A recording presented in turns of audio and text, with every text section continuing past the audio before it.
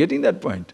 Mere talking of scripture doesn't make you a wise person. Like very nicely, somebody says, no, who you are is so loud, I can't hear what you speak. Who you are is so loud, you are so angry, so short-tempered, so restless, so miserable. I can't hear what you say, because who you are is much more loud. What you say is nonsense. Nobody is going to believe in that.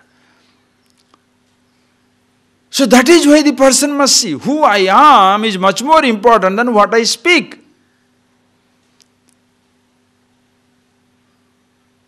You say, I am free, but you are bound to your cigar.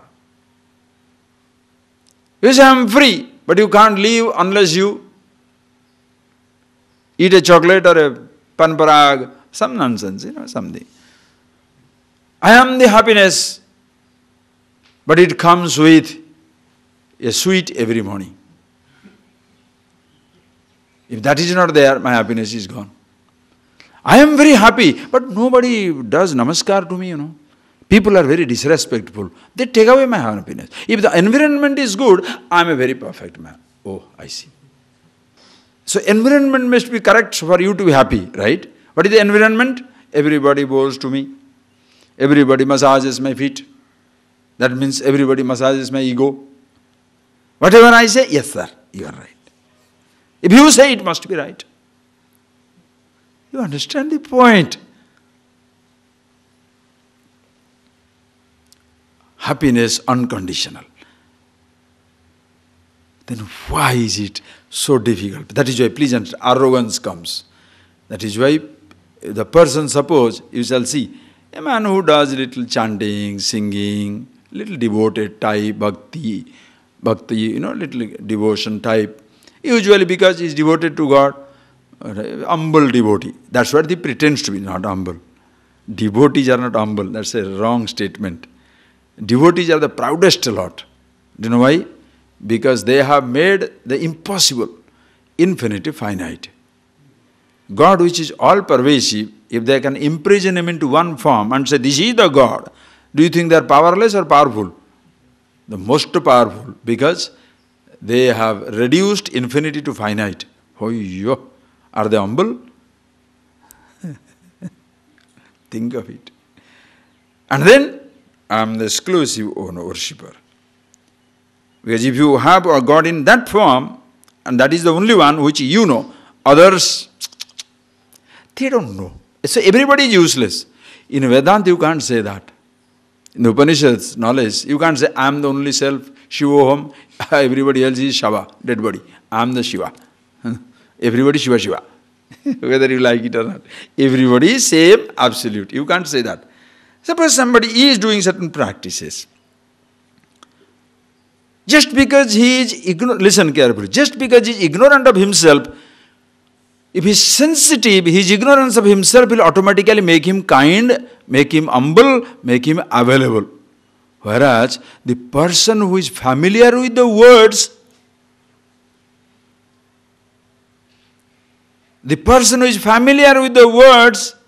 and thinks he knows, he becomes very arrogant. That is why in the fields of Vedanta Upanishad, you shall come across arrogant individuals. Learning goes into the head. I know. He knows the words. He doesn't know himself. He's a Shastri, not a Jnani. The subtle difference also the person doesn't see it. Why? Because it's just like in our life. Do you know Abdul Kalam? Oh yeah, I know. What do you know about him? Did you meet him? Did you talk to him? Did you shake hand with him?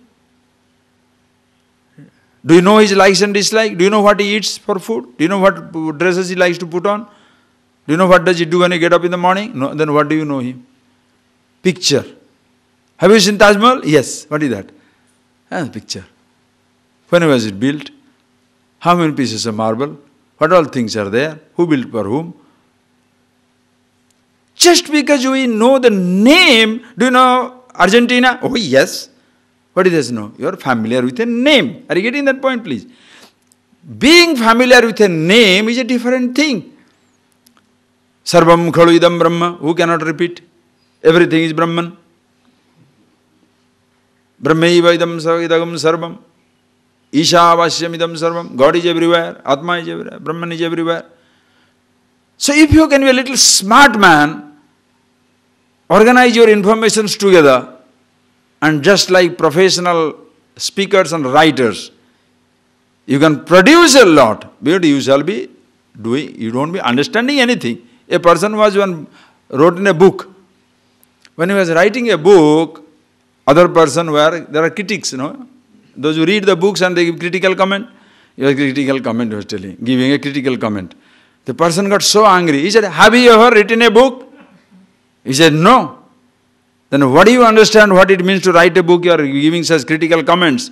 He said, look, I have never produced an egg, but I know which part of the egg, what to eat in an omelette. The hen never knows.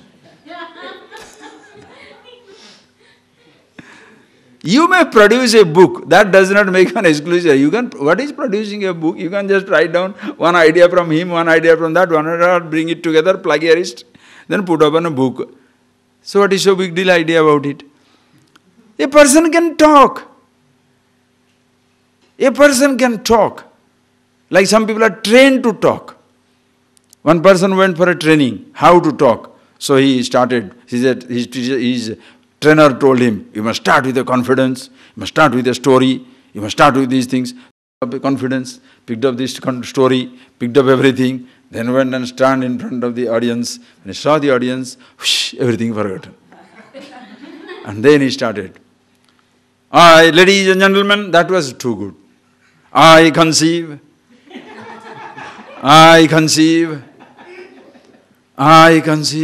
Third word doesn't exist.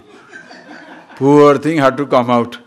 So the next speaker came back. He was never prepared. He intelligent fellow knows what it is. He got up and says, my predecessor conceived thrice, produced nothing.